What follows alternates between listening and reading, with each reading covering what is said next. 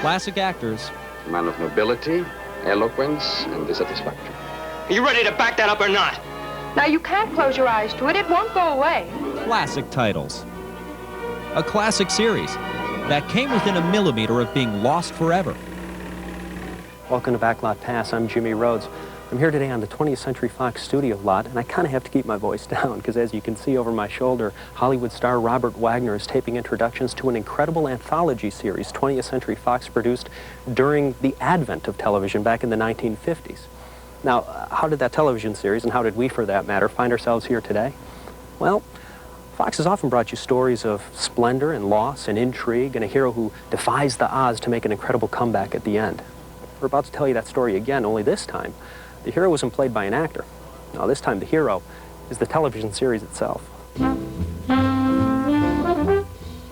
So what was this early television show anyway? For the answer, we went to Fox Movie Channel's Director of Programming, Lorraine Lobianco.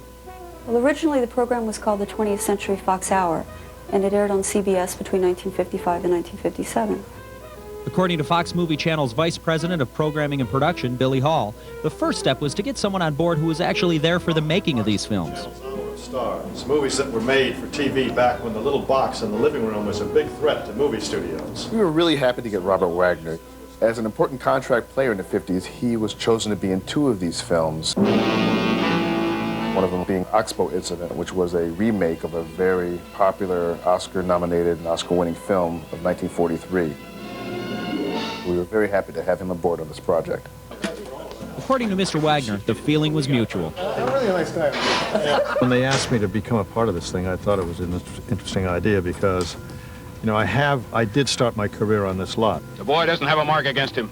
Never even held an outlaw gun in his hands before. Come on, Dad, let's ride.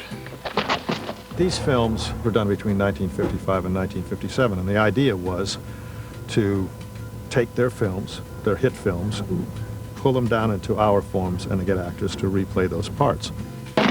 Hold it for me. I think that Fox was really one of the first companies that got into television, and it gave a chance for a lot of actors to really do some good work. If these films were so outstanding, how did they manage to drop off the radar for over 50 years? It's not uncommon at all for things to be misplaced or even lost forever. Over 90% of silent films are gone forever, and half the films made before 1950 are lost, not only because of chemical decomposition, but because of vault fires, and that's why so much has been lost. These films had dropped out of sight for so long, they were presumed to be gone forever. And they might have been, if a rumor hadn't piqued Lorraine's curiosity. Merry Christmas! I found out that the series existed, that there was a 20th Century Fox Hour, and I didn't know much about it, so I called the archive and I said, what is this? And not only what is this, but why don't I have it? And they sent me back a printout, about an inch thick, listing everything that they had. And I was very happy to see that it was on 35 millimeter, because with 35 millimeter, there's a chance that it would still exist.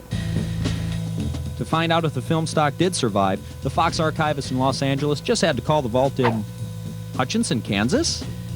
That's right, Hutchinson, Kansas, in a salt mine, 54 stories below the Earth's surface, and that's the only way down. It's a 650-foot descent down a 100-year-old mine shaft to get to the vault where the films were found. It's a different world down there. Thank goodness for Margaret Easter, my guide from underground vaults and storage. This used to all be salt. Where we're driving used to be salt. Yes, absolutely. And you realize we're like in Nirvana for like a deer. Oh, yeah. Just where it run around like it's one big salt lick. Yeah. Turns out a salt mine is the perfect place to store film. It's not so much that salt acts as a preservative, but what makes this such a pristine storage area is the fact that the temperature and the humidity do not fluctuate. Judging by the volume of films in the mine, Hollywood has noticed. We have over 10 million reels of film. That constitutes about 1 million boxes of film, would be the equivalent of 10,000 semi-trucks of movie film. Margaret says the lack of an archiving aesthetic and the sheer volume of film explains why great material is sometimes forgotten. People did not think that anyone would ever want to see a movie more than once. It was aired, it may have been stored for 2 or 3 years, and then simply disposed of because there was no future use for these old movies. Of course, we do want to see these old film gems. So when Margaret got the call from Fox Movie Channel, her records directed her to their oldest Fox vault. So, Margaret, this is the bay where you retrieved the original master tapes for the 20th Century Fox Hour. Yes, they were stored in here. We received a call from the archivist at 20th Century Fox. We pulled them, prepped them, sent them out to the West Coast, where they were received the next day. And you know what's incredible is they're here amid all these incredible titles. I'm looking around, there's Mrs. Doubtfire. Sound of Music. An Affair to Remember. So what's it like every day to be at work walking by these amazing titles? It's wonderful to be a part of preserving Hollywood's treasures, and for movie buffs, this is a delight. But back in L.A., the film lab told Lorraine that the recovery of the film stock didn't guarantee anything. We didn't know if they were complete. I had actually been told by some people that they may just be half a show. You know, maybe the audio was lost. And even as they were going into the lab would call and say, well, we have another one, but don't get your hopes up because we never know what's going to be coming up. Well, Lorraine did get excited, and sure enough, every tape was a treat. I'm really Santa Claus. Go on, pull it. That's it! It was so exciting because I'd open up my door and yell, everybody come in, look, it's Steve McQueen. One more minute, Jake, and we would have been in that boat yet. Come on, let's get out of here. Look, there's Michael Landon. Well, what do you know? Even in crowd scenes, you would spot someone like Alan Hale, who is known as the skipper on Gilligan's Island. He has a bit role as a policeman in Man on the Ledge. We can try. We'll try hard. You don't know who's going to show up, and it was like Christmas every week. And now Fox Movie Channel gets to share that excitement with movie fans and historians. These shows have not been seen since they were originally shown almost 50 years ago. Historians are going to eat this stuff up. They're going to love the fact that they're going to see a Robert Preston performance the year before he became famous in The Music Man. Honey, baby, why were you running away? They're going to love the fact they're going to see the Joanne Woodward performance that led to her contract at 20th Century Fox, which led to her Oscar for The Three Faces of Eve. Stop it, Father. In the first place, I'm not cheapening myself. In the second place, if a young man suits me, he's suitable. The funny thing is when you go to the IMDb, a lot of these performances aren't on them. And we've just looked at them and say, well, the makers of the IMDb are just going to have to go back and start from scratch because we're going to have all these performances that have not been seen.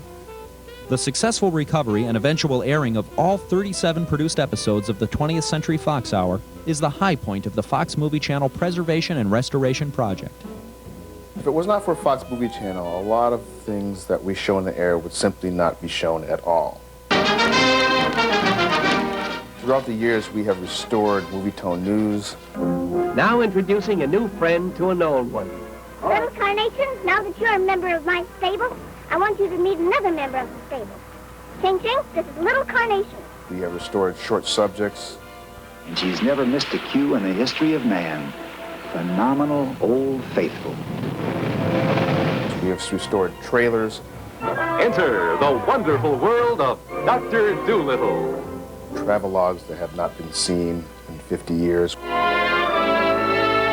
Come with us on a visit to Tasmania, the island down under, down under. But this is the first time we've actually been able to restore an entire series. The 20th Century Fox Hour of the 1950s is the Fox Movie Channel Hour of Stars today. And it's unanimous. These films are a must-see. I was really surprised at the quality, not only the physical quality of the film, which is fantastic, but the actors are wonderful. You know, the sound came out wonderful. The direction's great. The scripts are tight. Wonder what he does in there. Wouldn't you like to know? I've got enough on you to make an arrest right now. Feel better now? Worse. Absolutely, they hold up today. These shows are fun to watch. They're in pristine condition. They're beautiful. They're great stories. They're full of the top stars in Hollywood's history. You've got to see these things. It's a marvelous idea, and I'm so proud that I'm a part of this. I'm really happy to be a part of this. That's right. I'm glad that these films were saved, really. It's wonderful, huh?